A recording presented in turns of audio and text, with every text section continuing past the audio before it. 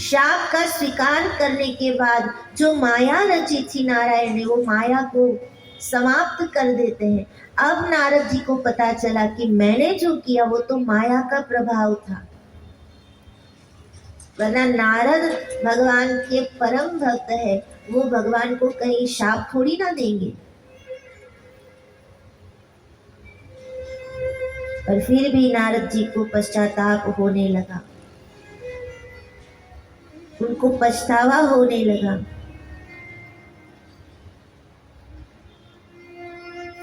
कि मैंने अपने इष्ट को शाप दिया, मैंने नारायण को भला बुरा कहा, इस पाप से मेरी मुक्ति कैसे हो। भगवान नारायण के पैर पकड़कर नारद जी रोने लगे और पूछते हैं कि प्रभु मुझे कोई ऐसा उपाय बताइए कि जिससे मेरा ये पाप धुल जाए। तब भगवान नारायण बताते हैं कि हे नारद जी, शिव नामामृतम पेयम पाप दावाग्निलार्जिते। जो पाप का दावा नल आपके अंदर भड़क रहा है, आपको जला रहा है, उसे शांत करने के लिए शिव नाम अमृत के समान है।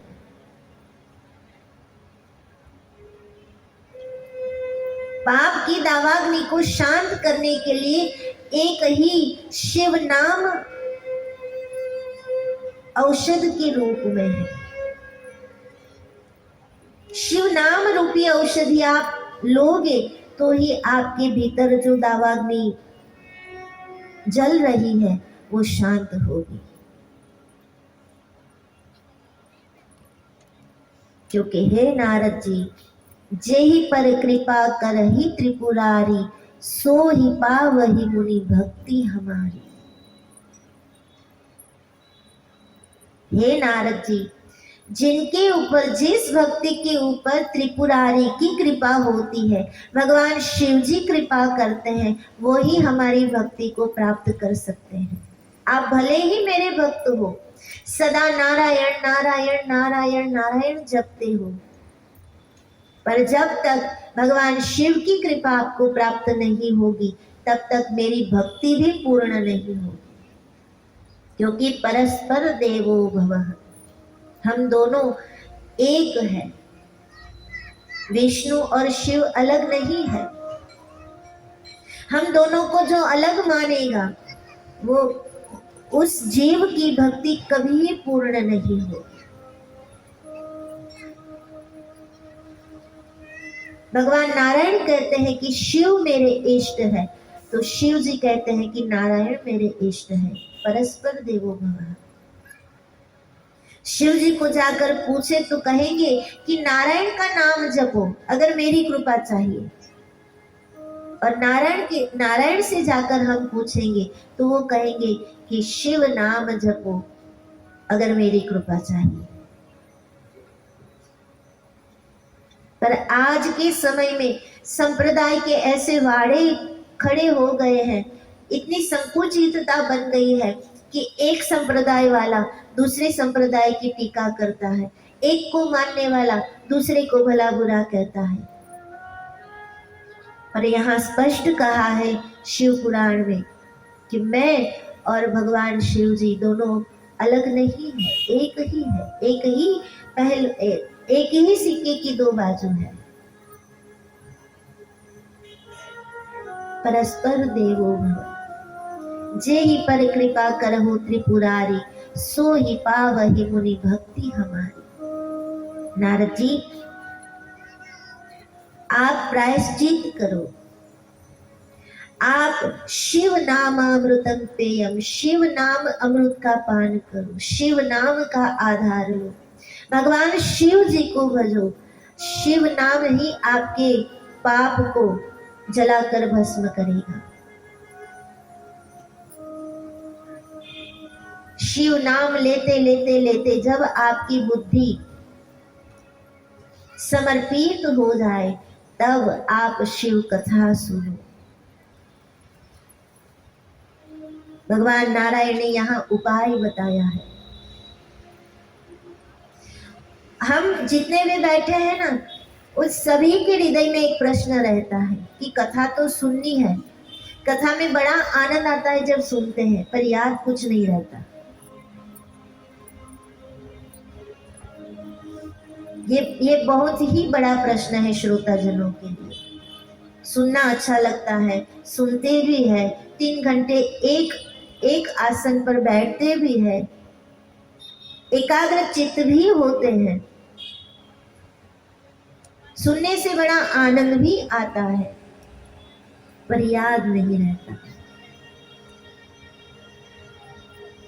तो यहाँ नारायण ने उपाय बताया कि अगर कथा को पचानी है, अगर कथा को याद रखना है, अगर कथा को हमारे जीवन में उतारना है, कथा के अनुरूप हमारा जीवन बनाना है, तो एक ही उपाय है, पहले शिव नाम लो और बाद में कथा सुनो। नारायण ने यहाँ नारद जी को यही उपाय बताया। शिव नामामृतम पेयम, हे नारद जी, शिव नाम अमृत का पान करके बाद में आप कथा सुनोगे तो वो कथा सीधी अंदर उतरेगी।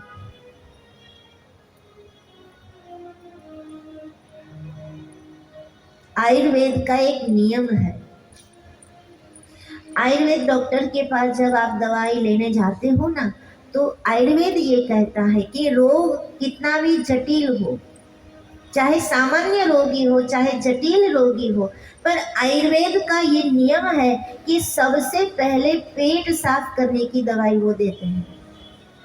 बिना पेट साफ किए कोई भी आयुर्वेद डॉक्टर आपको दूसरी दवाई नहीं देगा, जो रोग है उसकी दवाई नहीं देगा। वो सबसे पहले पेट साफ करने की दवाई देगा, क्योंकि पेट सफा तो सब सफा।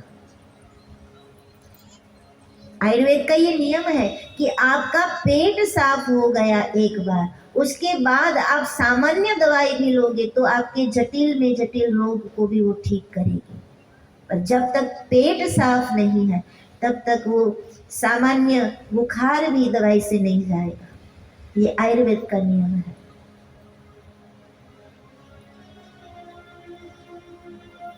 उसी नियम को हम हमारे संसार के साथ जोड़े तो आज हम सब रोगी हैं।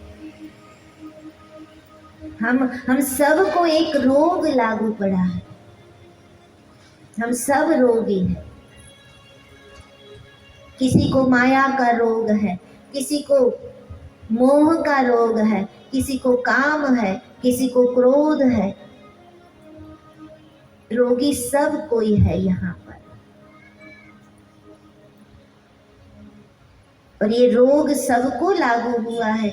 उस रोग को मिटाने के लिए सबसे पहले पेट की सफाई करनी पड़ेगी।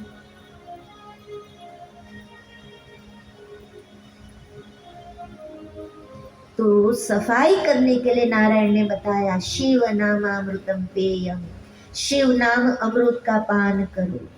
ये ऐसी औषधि है, ये ऐसी महा औषधि है कि ये एक बार भगवान शिव जी का नाम भीतर गया तो जटिल में जटिल कोई समस्या है, जटिल में जटिल कोई रोग है, उसे बाहर निकलना ही पड़ेगा।